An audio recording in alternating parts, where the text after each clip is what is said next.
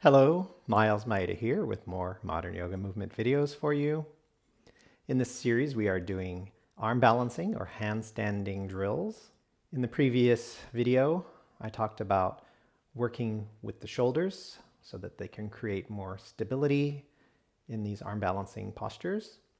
And in this one, we will be addressing the wrists as well as our myofascial core, getting into the hollow body position. So when we're doing arm balancing, it's common for the wrist to be at a 90-degree bend or more. We want to make sure we're working with the wrists so we can create space in the joints. So we're not feeling too much compression, but we're also feeling that we're strengthening and creating some malleability with the myofascial tissue layers that are all around the joint. So we're going to do that by opening the hands, interlacing the fingers, and keep the fingers on the wrists relatively loose, and then start to roll the wrists forward in circles. The knuckles will feel like they're drawing a figure 8. So just let your wrists roll around, and you're pressing your hands in towards each other. So the webbing of your fingers are pressing against each other. Now let's reverse the figure 8 and just feel that we're creating some mobility in the wrists. Long, deep breathing. Now squeeze the palms together. So we're creating a bit of an energetic connection of the hands, holding them together, squeezing the fingers around the hands. So we're squeezing the palms together, engaging the fingers now. And we want to make slower figure 8s and feel how this is going deeper into the hands. So we want to kind of wrestle, let the hands wrestle each other. And let's reverse the directions. So your knuckles are drawing a figure 8 and moving a little more slowly with more intention. And then relax. Press your fingertips together. Begin to press the palms together, lengthening the lines of the fingers and pressing the base of the palms, and then release. So fingertips first, lengthen the lines of the fingers, press the palms together, spread the palms wide, and release. Let's do that one more time. Spreading your fingers wide, spreading your palms, and then with the hands pressing together, just rotate the forearms forward and back. So these are some nice wrist opening exercises. And let's shake our hands. And relax. Okay, the next set of exercises we will do relate to creating the hollow body. When we're doing arm balancing, it's helpful to feel that the very core of the body is engaged. This also helps us create stability when we're doing our handstands. So this is a Pilates exercise that helps us at least to feel the role of the deeper layer of abdominal muscles, which supports this hollow body position. So when we do our handstands, it's very common to want to use the back of the body to support the posture, and then we arch our back. But what we would really like to do, what benefits us more, is to use the front body. So this hollow body position helps us so that in our handstand position, the feet and the knees are over the pelvis is over the shoulders, and the shoulders are over the wrists. And this is what helps us stack our bones so that we can stay in our handstand position with less muscular effort than it would if we were in a position like a back bend. This exercise is called the 100. We're going to inhale 5 counts, and we're going to exhale 5 counts. When we inhale, we are breathing through the nose, and with each inhale, so we're doing 5, we're filling the lungs up with each breath. So at the end of the 5 breaths, our lungs should be full. And then we exhale out of the mouth, and we exhale in 5 counts. And by the end of the 5 counts, we are empty of breath. So it goes like this.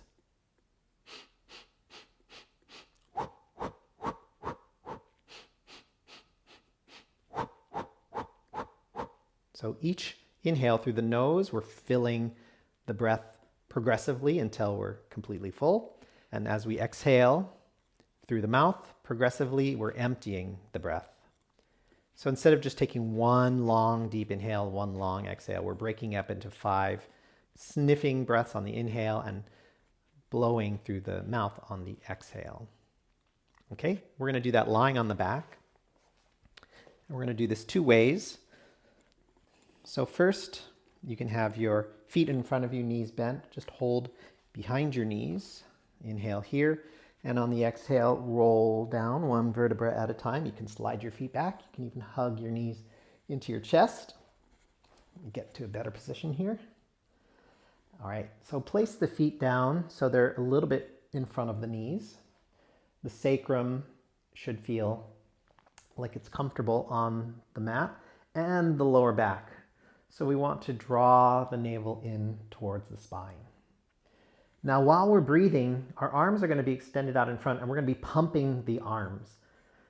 And a common visualization is if there was a nail in the ground and our arms were like hammers, we're kind of hammering the nail. So we want to keep the elbow fully extended. The arms, in a way, are kind of stiff. Okay, so we're pumping the arms down, or pulsing them down with each inhale and with each exhale. All right, and we're going to do each breath, which is considered 1 count, 100 times. So if it's 5 in, 5 out, that's 10 counts. So we're going to do those 10 counts 10 times, and that will be 100. That's why they call this exercise hundreds. All right, so your feet can be hip width apart, knees up. Extend your arms, and let's lift the head and the shoulders up. So we start with the inhale and begin.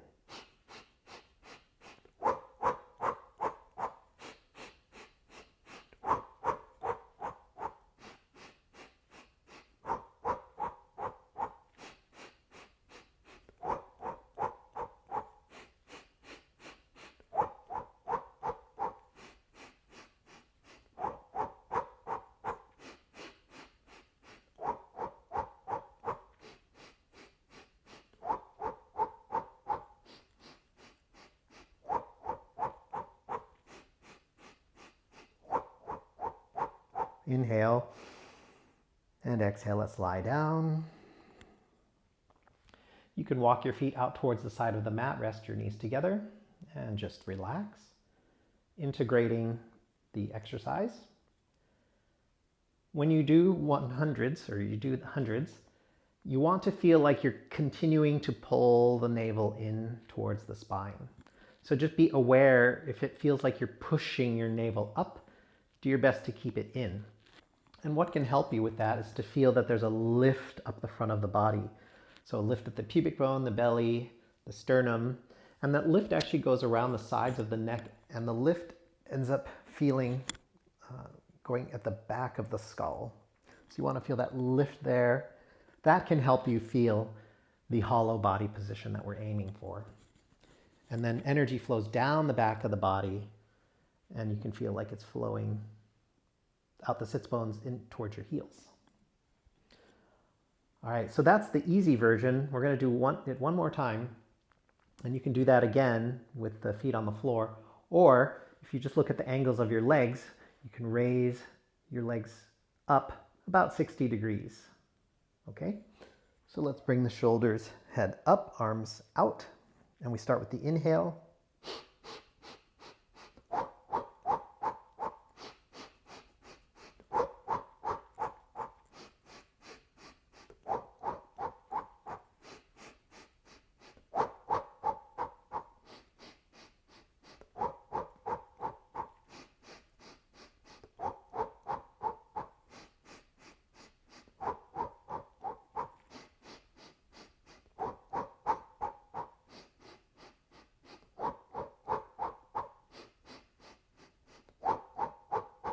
Inhale and exhale. Relax down. Again, you can rest your knees together, feet out towards the sides, and just integrate the exercise.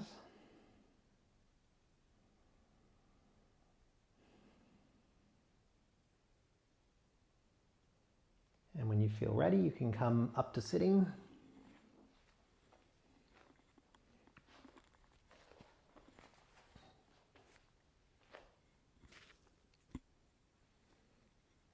And that concludes these warm-up exercises. Now that we've opened and warmed up the wrists, as well as done our hollow body exercises, we can do the belly to the wall, and let's focus on our wrists, creating stability there, as well as our hollow body. So the first thing we're going to do is start with our back to the wall.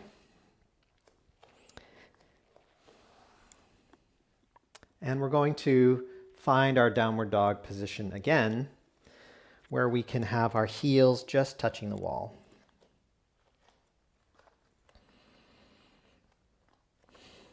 Okay, the goal here is to walk our feet up the wall and create a pike position. So about a 90-degree bend at the hips.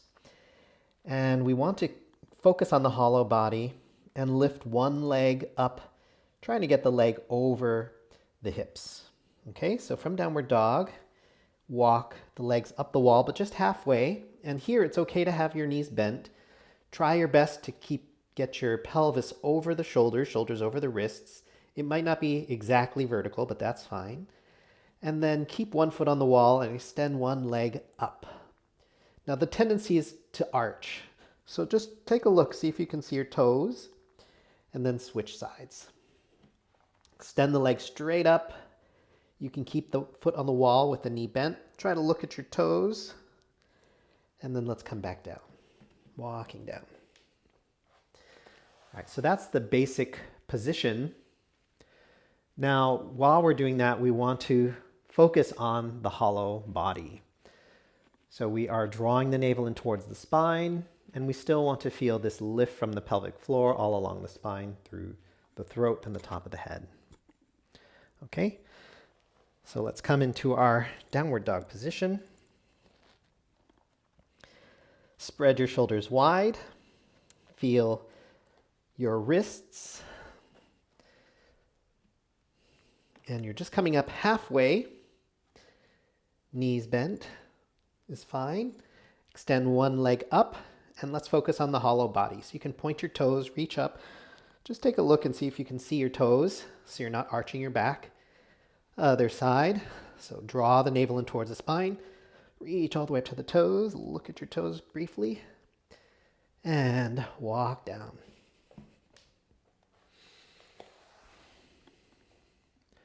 So you can do that exercise 3 or 4 times. We're just going to do that twice.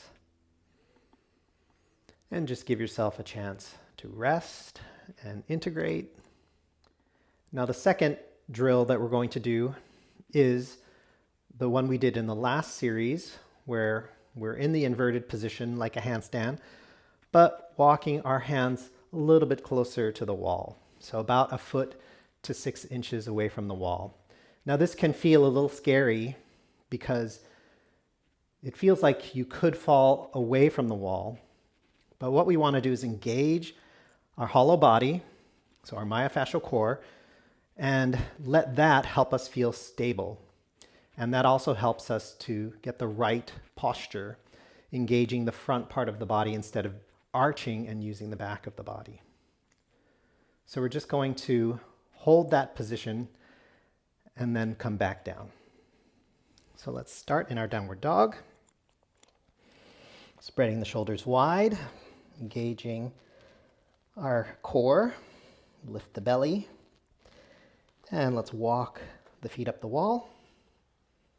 Again, spread the shoulders wide, and then walk your hands back a little further. See if you can get 1 foot away from the wall. Now your toes are pressing against the wall. Engage your hollow body. You might even look and just see that you can see your toes briefly. And then let's walk away and down the wall. So this can be a little more difficult because it feels like we're bearing more weight into the shoulders, the arms, the wrists. So we want to give ourselves a chance to rest. And we're going to do that one more time. So ideally you can do this 3 or 4 times, and you're practicing these regularly, maybe every other day. You don't need to do this every day. And then over time, you should feel that these drills are a little bit easier. So giving your joints a little bit more stability as well as flexibility and more strength in the muscles that support us in these inverted poses. All right, so we're spreading the shoulders wide, feeling the support of the wrists. So we're pressing down at the base of the palms, spreading the fingers wide, and hollow body. So let's do that one more time. Downward dog. And let's walk up the wall. Walk our hands back, walk the feet up a little higher. Maybe you can come a little bit closer to the wall. Nice hollow body. Just quickly look and see your toes. You can feel like you're curling your tail as well. Spread the shoulders. Look at the base of the wall or between your hands. And then walk the hands and the feet. And come down as gracefully as you can. So again, these are not the easiest drills, but they do help to build the strength, the stamina, the stability, so that when you eventually do handstands, you can feel more secure, more confident. Okay, the last exercise, we're going to go in the position we were just in, so hands either a foot away from the wall or 6 inches from the wall, and we're going to lift one leg off of the wall at a time. And we want to be careful not to arch, because the feeling will be that we'll fall away from the wall. We want to stay connected to the wall, focus on the hollow body. So we really want to keep the foot as close together, keep the feet as close together as possible.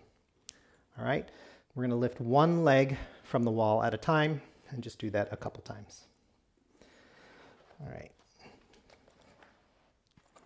Just readjust my mat here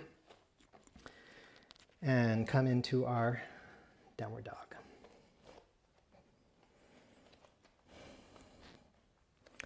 All right, let's walk up the wall. Spread the shoulders. Spread the hands, the palms. Walk close to the wall. Not too close, maybe a foot, 6 inches. And nice hollow body. Point one foot. Keep it close to the heel of the other foot. Switch sides. So keep one foot connected to the wall, switching feet. And then walk gracefully, a little more gracefully than me, down the wall. Starting to get a little tired. And you can do that again 3 or 4 times, but it might feel easier just to do it once or twice. All right, so let us just rest and integrate. And that completes this sequence.